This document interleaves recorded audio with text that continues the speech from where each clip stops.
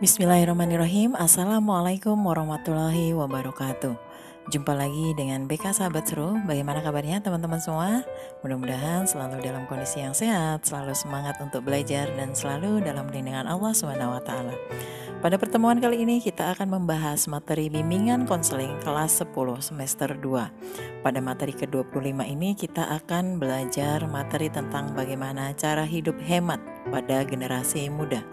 Mari kita simak video berikut ini bersama-sama.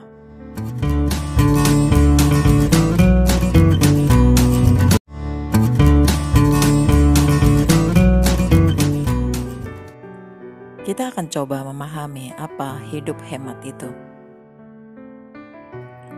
Perkembangan teknologi yang cepat membuat para pelaku usaha mulai memanfaatkan teknologi untuk memasarkan produk usahanya. Mereka mulai memanfaatkan sosial media sebagai media untuk memasarkan produknya. Mereka juga menyadari bahwa di era sekarang banyak masyarakat yang sudah mulai beralih ke online shopping. Ya, karena dengan menggunakan online shopping semuanya menjadi lebih mudah. Kemudahan ini yang kadang membuat banyak orang menjadi tidak terkontrol untuk melakukan pembelian ini dan itu.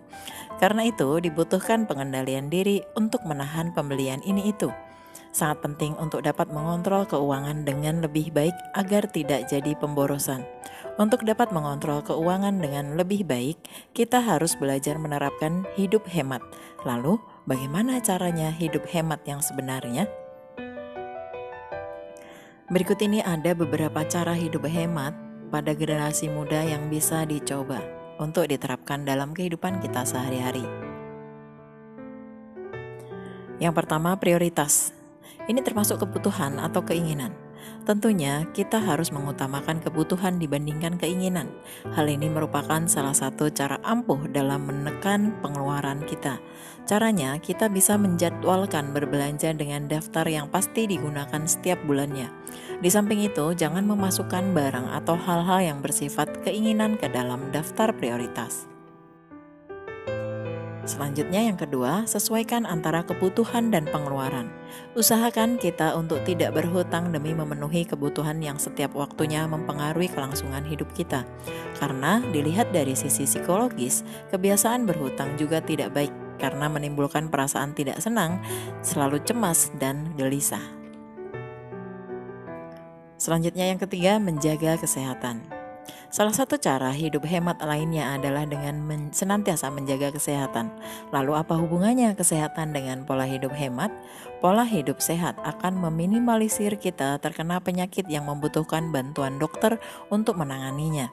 Jelas, ketika kita menggunakan jasa dokter akan membutuhkan pengeluaran yang jumlahnya relatif tidak sedikit. Hal ini akan berpengaruh pada jumlah pengeluaran yang bisa jadi lebih tinggi daripada pendapatan setiap bulannya. Ketika hal ini menjadi sebuah kebiasaan, pada akhirnya akan selalu merasa kekurangan untuk memenuhi hal-hal yang sifatnya memang suatu kebutuhan. Yang keempat, bijak dalam berbelanja.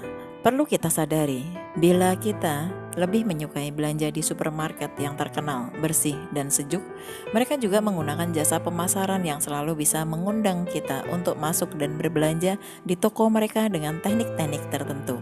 Bila kita telah masuk dalam toko, kecenderungan untuk membeli barang-barang yang bukan kebutuhan semakin tinggi.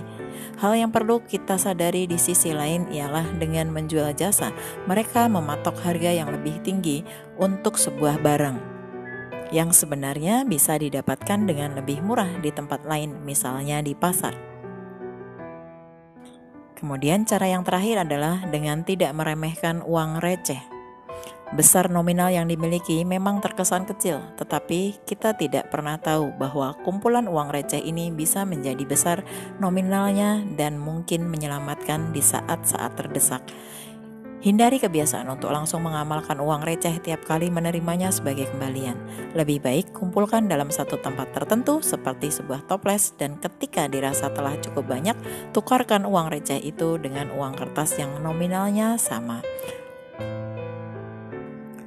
Demikian tadi cara hidup hemat yang dapat kita sampaikan. Ingat selalu pepatah, hemat pangkal kaya, rajin pangkal pandai, dan bersih pangkal sehat. Makna hemat bukan berarti pelit. Maka di sini yang harus kita pahami yaitu bagaimana mengelola peredaran uang untuk mencukupi kebutuhan hidup sehari-hari. Tetap semangat dan semoga bermanfaat. Kita akan ketemu lagi pada video-video BK Sahabat Seru berikutnya. Wassalamualaikum warahmatullahi wabarakatuh.